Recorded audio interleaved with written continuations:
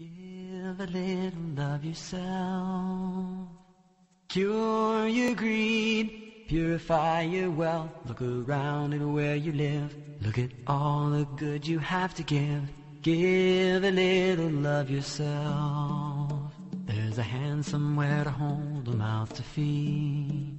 There's so much that we can do for so many who are in need. Give our time, give our wealth, give our love, give ourselves. Know Allah sees each and every hidden deed. Give a little of yourself. Cure your greed. Assalamu alaikum wa rahmatullahi wa barakatuh. And welcome to the Fiqh of Zakah, the third pillar of Islam, a very important topic that affects all of society, all of the Muslim society. To help me go through this topic and to expound, we have our Sheikh Muhammad. Assalamu alaikum, Sheikh. Welcome. Wa alaikum assalam wa rahmatullahi wa barakatuh. Thank you, Jamil. Sheikh, previous episodes we've looked at zakah in its definitions, how to imply it. We went through it in currency, went to gold and silver, and we looked into the plants, the crops, and you explained to us what crops we were going to use in this zakah, this arena of zakah.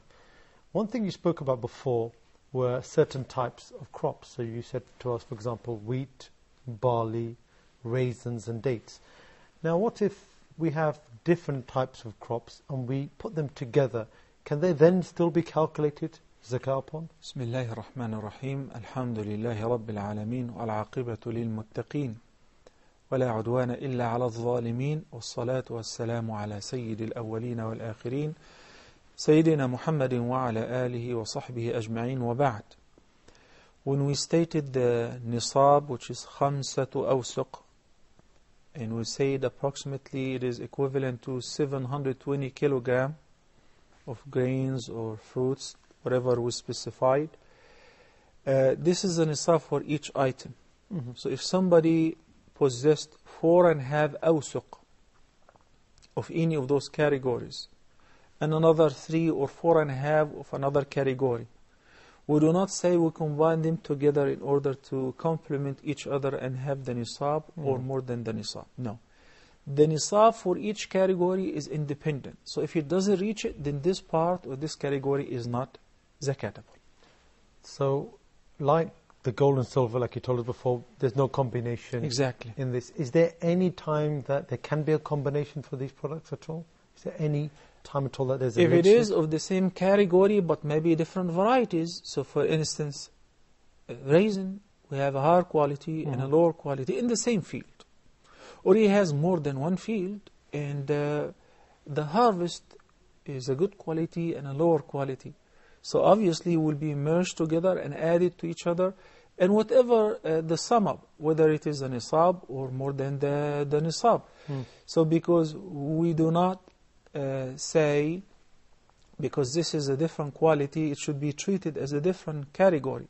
And by the way, perhaps that would lead us to also speak about, since we're speaking about quality, that whenever the farmer or the person who is a zakah payer owes a zakah, Allah subhanahu wa ta'ala reminded us in the Quran with the following fact, that we should not look for the worst quality and take it out and give it to the poor. Unfortunately, people do that.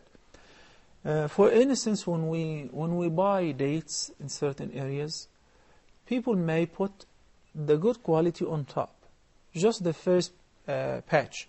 Then when you finish it up, you will see the small ones, the defective ones beneath it. This is haram. This is cheating. And whenever we're supposed to give the old zakah, we're supposed to choose what's good. What's the best of the crop, would you say? Not necessarily, because the Nabi sallallahu alayhi wa sallam said to Mu'adh ibn Jabal, وَإِيَّاكَ وَكَرَائِمُ أَمْوَالِهِمْ. So do not take the best to hurt the rich, nor do we take the worst to hurt the poor. Rather the average. Allah subhanahu wa ta'ala addresses the believers who are the zakah payers in Surah Al-Baqarah, in verse number 276, as follows. He says, يَا أَيُّهَا الَّذِينَ آمَنُوا أَنفِقُوا مِنْ طَيِّبَاتِ مَا كَسَبْتُمْ. Spend in a charity, the mandatory charity, from the lawful earning which you have earned.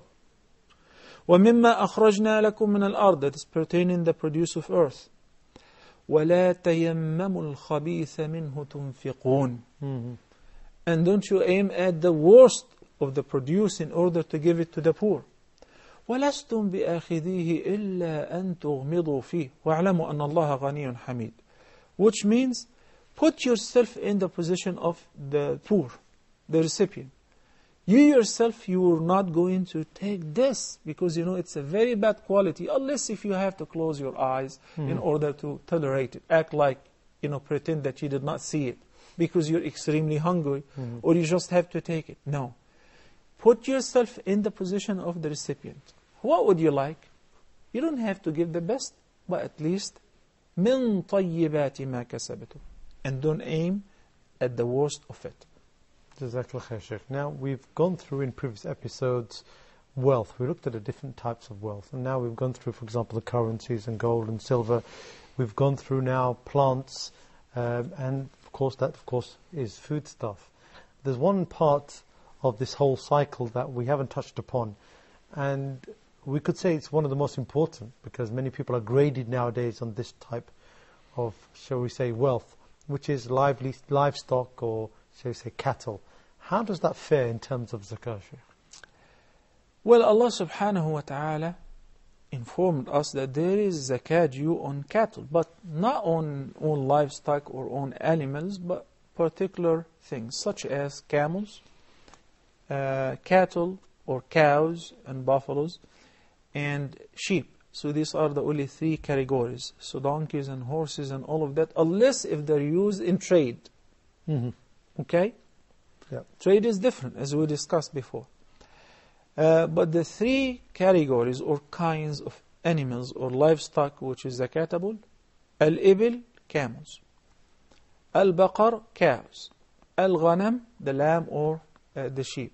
But before we speak about the nisab and the hawl, because it's also necessary in order to determine whether this is zakatable or not, we have to reflect on some of the beautiful verses that Allah subhanahu wa ta'ala revealed in the Quran, reminding us with this blessing of making animals and cattle subservient to us, some of which we ride on their back, means of transportation, some of which are used for tilthing and agriculture, some of which are used for milk, subhanallah, eating their flesh, whatever we wear, of fur, of genuine leather, endless benefits. And that's why Allah subhanahu wa ta'ala says in verse number 66 of Surah An-Nahl. Nahl means the honeybees. And by the way, Surah An-Nahl talks a lot about cattle, Al-An'am, to the extent some scholars say it should have been called Surah Al-An'am. While there is a whole chapter, it's a very lengthy one, it's called Al-An'am or the cattle. The verse says, وَإِنَّ لَكُمْ فِي الْأَنْعَامِ لَعِبْرَةً نسقيكم مما في بطونه من بين فرث ودم لبنا خالصا سائغا للشاربين. Here is an example, a reminder that Allah subhanahu wa ta'ala reminds us with one of the great blessings, cattle. You have an admonition in them. How? Look at the milk that you drink and you enjoy. Say, it has so much calcium and you have to drink milk in order to grow good bones, powerful structure, etc. This milk is coming, as Allah subhanahu wa ta'ala, from between the following. من بين فرث ودم. Between the feces, the excretion and the urine, the waste of the animal and the blood. So neither one of them is this is disgusting. So milk is coming from between these two items. And there we have a purified drink, سائغا خالصا, purified, سائغا palatable للشاربين, for those who drink it and they enjoy it. في سورة ياسين Allah subhanahu wa ta'ala says, أَوَلَمْ يَرَوْا أَنَّا خَلَقْنَا لَهُم مِّمَّا عَمِلَتْ أَيْدِينَا أَنْعَامًا فَهُمْ لَهَا مَالِكُونَ. Have they not seen that we have created for them of what our hand have made cattle, so that they possess and they control? How? وَذَلَّلْنَاهَا لَهُمْ فَمِنْهَا رَكُوبُهُمْ وَمِنْهَا يَأْكُلُونَ. And we made those cattle subservient to them. So some of which they ride on their back, and some of which they eat their flesh. وَلَهُمْ فِيهَا مَنَافِعُ وَمَشَارِبُ. And there are multiple benefits and drink. أَفَلَا يَشْكُرُونَ. Won't they be grateful to Allah subhanahu wa ta'ala? These are some of the ni'am. There are many verses in this regard. So when Allah subhanahu wa ta'ala orders wealthy people who have plenty of livestock and investing in them to give out of that a small percentage of the same kind animals to the poor, because the poor are seeing your herd and your cattle going back and forth, going grazing, coming back to the stable. So they look at them. So Allah subhanahu wa ta'ala said, satisfy the need of the poor by some of what we have given you. Nabi sallallahu alayhi wa sallam indicated that the zakah due in livestock is in camels, cows, and sheep. And there is a general consensus amongst the scholars of the Ummah. These are the three categories which are zakatable, providing they reach the Nisab. For each kind, there is a specific Nisab. It is different than gold and silver and currencies, different than the plants and the fruits. And in case of livestock, al-hawl is required as well, which is possessing the livestock, the nisab, for one complete lunar year. وَأَن تَكُونَ سَائِمَةً. This is another extra condition, which is that freely grazing. They have free pasture. So they're not the ones which are, how do you say, brought up on and cultivated. These are ones that are going on the free land. Basically, you have your cattle or your camels and you send them in the open. They eat from the grass. It's called freely grazing. They eat from the green that Allah subhanahu wa ta'ala created. So in this condition, such livestock meeting those conditions, attaining the nisab, one complete year, and sa'ima freely grazing, is zakatable. Remains for us to address the rate of zakah for each category. Jazakallah khair. This is a good point for us to take a short break now. Please remember, these topics that we're discussing are those which are beneficial for all of us. Please take a pen, take a pad, take notes. Very interesting, very informative topics. Please join me in a couple of minutes. Assalamu alaikum wa rahmatullahi wa barakatuh. Give a little of yourself. Cure your greed, purify your wealth.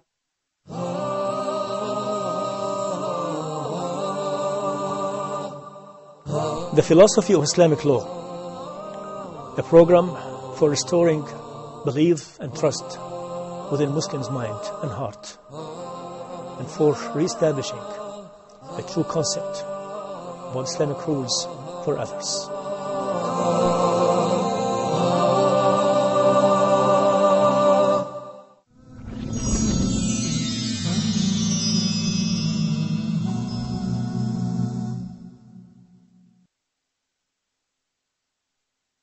So much that we can do for so many who are in need. Give our time, give our wealth, give our love, give ourselves. Assalamu alaikum wa rahmatullahi wa barakatuh. Welcome back to the Fiqh of Zakah.